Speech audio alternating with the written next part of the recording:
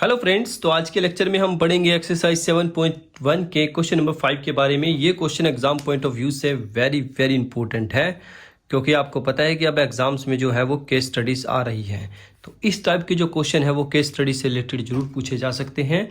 चलिए क्वेश्चन को स्टार्ट कर लेते हैं। क्वेश्चन में बोला क्या गया है, in a classroom 4 friends are seated at a point ABCD।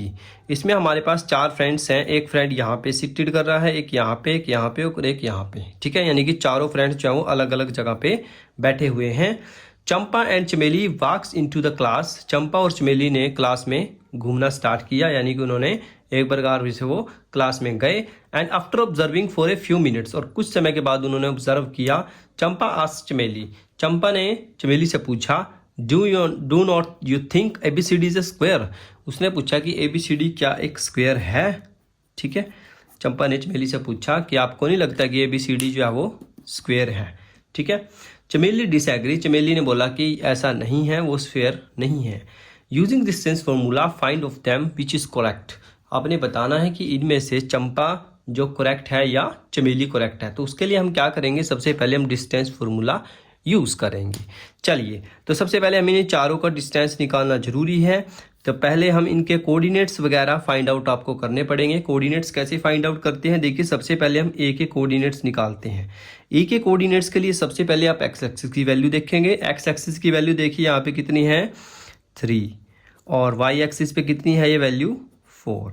तो ए के जो कोऑर्डिनेट्स हैं, यानी कि जो ए पे जो पर्सन बैठा हुआ है उसके जो कोऑर्डिनेट बनेंगे वो बनेंगे 3 और 4। सेम ऐसे हम बी के बना लेते हैं। देखिए बी में यहाँ पे कहाँ से कहाँ तक जाएगा, हमारे पास 6 और इधर हमारे पास है 7। ठीक है, सेम ऐसे हम सी के बना लेते हैं 9 × 4। ठीक है, देखिए इस तरीके से 9 है और ये वाई एक्सिस पे 4 है। सेम ऐसे ही हम यहाँ पे डी के बना सकते हैं। डी का हमारे पास कितना आएगा 6 और 1। तो हमारे पास चारों पॉइंट्स हमने यहाँ पे लिख लिए हैं।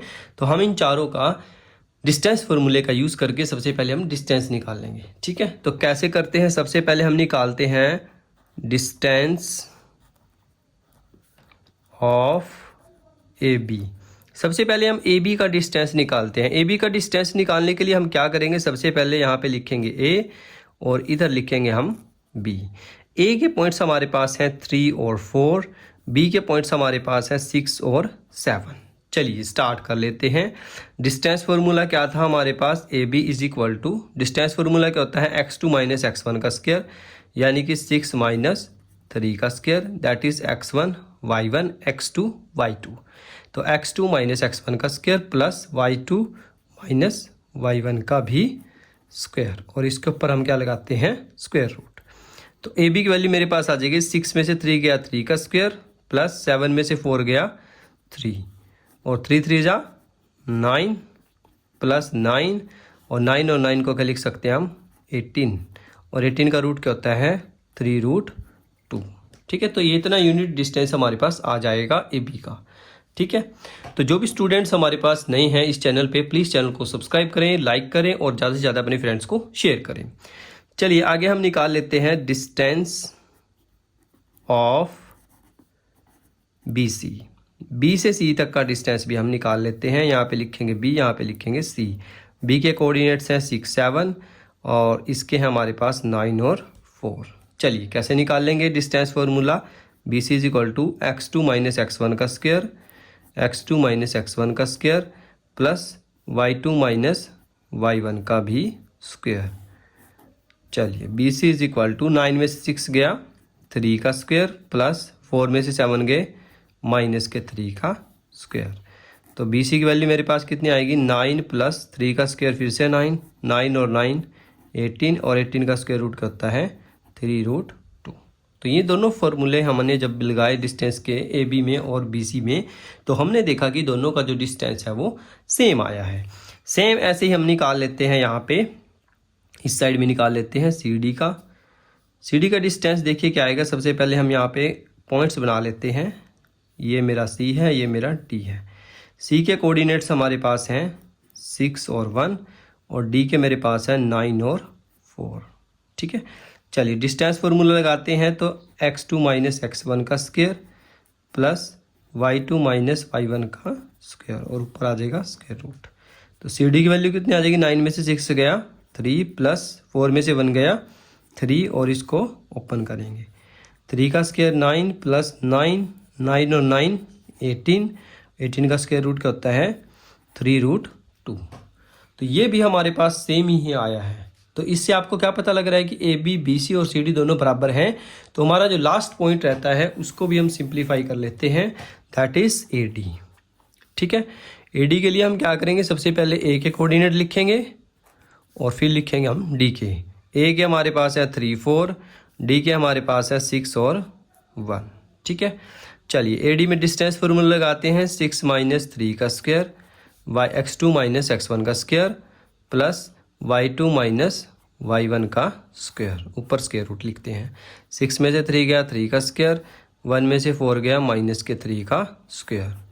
तो कितना आएगा, 3 3 जा 9, 3 3 जा 9, 9 और 9 18, 18 का स्क्वायर रूट करता है 3√2। तो आप देख सकते हैं कि हमारे पास जो ए बी है, ठीक है, और बी सी है और सी डी है और ए डी है, वो सारे के सारे हमारे पास इक्वल हाई हैं। ठीक है, पर उसने क्वेश्चन में बोला क्या गया है कि वो स्क्वायर होना चाहिए। कंडीशन क्या बोली है कि क्वेश्चन में कि वो स्क्वायर होना चाहिए। अब यहाँ पे चारों साइड्स तो बराबर जरूर आ गई हैं, तो आप इसे ये मतलब अंदाज़ा लगा लेना कि ये स्क्वायर है, क्योंकि चारों साइड्स बराबर जो है वो रोम्बस की भी हो सकती है। ठीक है ना, तो इसलिए हमें यहाँ पे इनके डायगोनल्स भी निकालने पड़ेंगे। सबसे पहले मैं इन पॉइंट्स को ज्वाइन करके आपको दिखा देता हूँ कुछ इस टाइप से। ठीक है, ये हमारे पास, आपको चाहे ये स्क्वायर लग रहा हो पर फिर भी हम इसको क्लैरिफाई जरूर करेंगे कि ये स्क्वायर है या नहीं है। ठीक है, उसके लिए हम क्या करेंगे, पहले हम इस डायगोनल को निकाल लेंगे, ए से सी को, फिर हम निकाल लेंगे बी से डी को। तो कंप्लीट क्वेश्चन आपको करना पड़ेगा, तभी आपको एग्जाम में पूरे नंबर मिलेंगे फ्रेंड्स। ठीक है, चलिए सबसे पहले हम निकालते हैं डायगोनल ए सी को निकालते हैं। ये हमारे पास है ए, ये हमारे पास है सी। ए के हमारे पास पॉइंट है 3 4 और सी के हमारे पास है 9 और 4। चलिए ए सी में डिस्टेंस फॉर्मूला लगाएंगे, x2 माइनस x1 का square plus y2 minus y1 का भी स्क्वायर। ओपन करें इसको, कितना आएगा हमारे पास, ए सी इज इक्वल टू 9 में से 3 गया 6, 6 6 जा 36 और इधर आ जाएगा 0, 4 में से 4 गया 0। तो ए सी मेरे पास आ गया 6। सेम ऐसे ही हम बी डी निकाल लेते हैं, diagonal B D. B D को कैसे निकाल लेंगे, यहाँ पे लिखेंगे हम बी और यहाँ पे लिखेंगे हम डी। तो बी के पॉइंट्स मेरे पास हैं 6 और 7 और डी के मेरे पास हैं 6 और 1। B D is equal to x2 minus x1 का square plus y2 minus y1 का स्क्वायर। इसको ओपन करते हैं तो बी डी की वैल्यू कितनी आएगी, 6 में 6 गया 0, 1 में से 7 गए माइनस के 6। तो 6 का स्क्वायर कितना होता है हमारे पास 36 और 36 का रूट कितना होता है 6। तो आप देख सकते हैं कि ये दोनों जो है वैल्यूज़ हमारे पास इक्वल आई हैं, डायगोनल ऑफ ए सी और डायगोनल ऑफ बी डी। जब ये दोनों वैल्यूज़ इक्वल आई हैं तो आप इससे देख के बता सकते हैं कि जो वैल्यू हमारे पास हैं, जो डायगोनल्स की ए सी की और बी डी की, वो आपस में दोनों इक्वल हैं। तो इससे आपको क्या पता लगता है कि ये क्या है, एक स्क्वायर है। स्क्वायर में क्या होता है, जो डायगोनल्स हैं हमारे वो भी इक्वल होते हैं और जो साइड्स होती है हमारी वो भी इक्वल होती है। ठीक है, तो आप इसका आंसर आसानी से लिख सकते हैं, yes it is a square, कि ये एक स्क्वायर है।